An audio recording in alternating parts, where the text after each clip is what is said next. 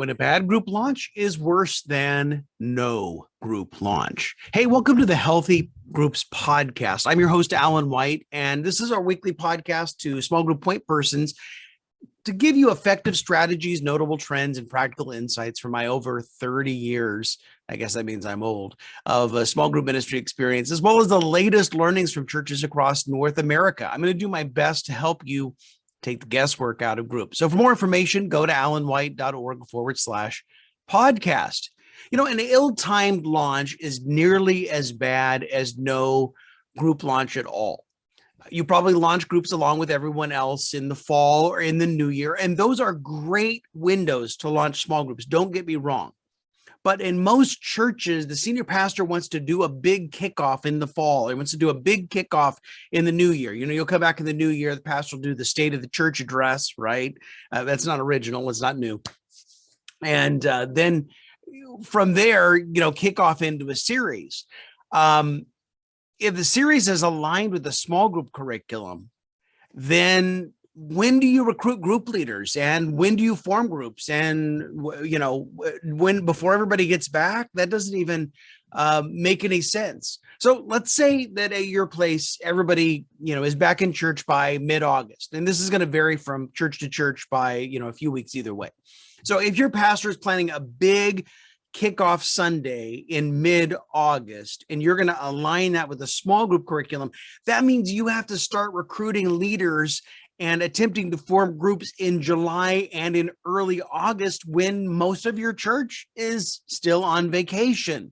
The same goes for the new year. In fact, there was a church one year that they wanted to launch an aligned series on the first Sunday in January. And that particular year, the first Sunday in January was January 1st.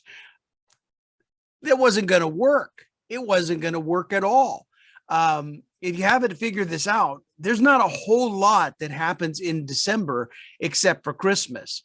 So attempting to recruit leaders in the middle of December or in the middle of summer is completely futile. Okay. I know one time you recruited one leader in the middle of the summer, and congratulations. But honestly, that doesn't happen.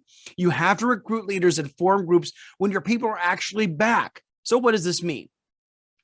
If your people are back in church physically and mentally in mid-August, then start recruiting group leaders in mid-August. You start recruiting group leaders in mid-August. You don't start the sermon series in mid-August. So what happens to your pastor's big kickoff? Well, your pastor can go ahead and have a big sermon series kickoff in mid-August, but you align groups with the next sermon series that the pastor does after the kickoff series, provided your pastor's sermon series is not 20 weeks long, right? So you recruit group leaders in mid to late August, you form groups in early September, and then you launch groups with a sermon line study in mid-September. So here's the great result. I have a church that made this adjustment. They're in Florida. They actually launch in mid-August. They were part of my small group ministry coaching group last year. And just by making this one adjustment, they went from having 30% of their adults in groups to having 42% of their adults in groups. Why? Because instead of getting everybody to sign up for groups, handpicking leaders, right? Launching everything in mid-August, right when everybody's back. Instead of doing that, they used that window from mid-August till Labor Day-ish to recruit leaders. Then they formed groups, and then they launched an aligned series with the next sermon series. So the kickoff wasn't for a series. The kickoff was to recruit leaders and to form groups. And they went from 30% of their adults to 42% of their adults in groups. Our church in California, nobody was really back until after Labor Day. So granted, the temptation is, well, let's kick off a series right after Labor Day when everybody's back. Except if we were going to align it, when do we recruit people in August when they're not back? Well, that's a little hard to do, to recruit people when they're not there, right? So we would recruit leaders for 3 weeks following Labor Day.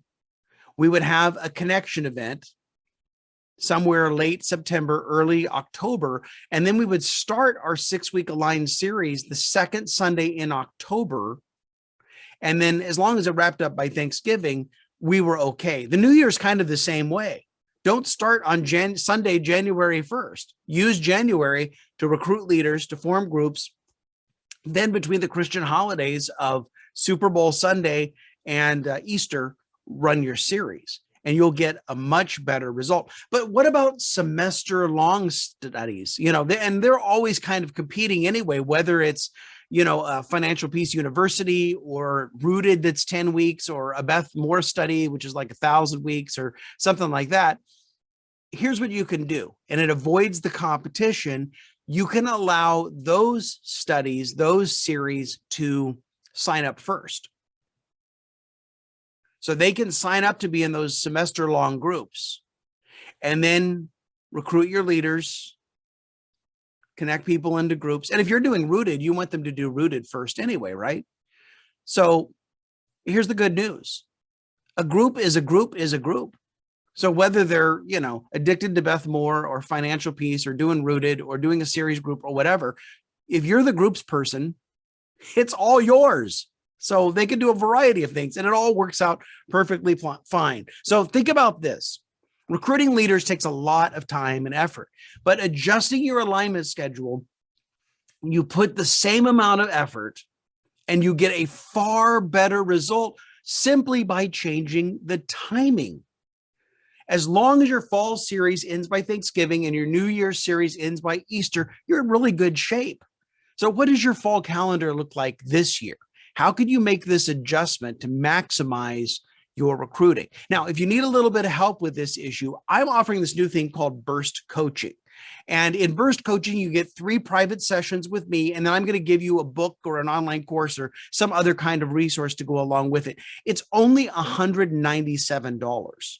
And we can tackle this issue for your church. So if you're interested, just go to alanwhite.org/burst. If you enjoyed today's episode, please share it with your friends. Another way to help people find the Healthy Groups podcast is to rate and review it wherever you listen to your podcast.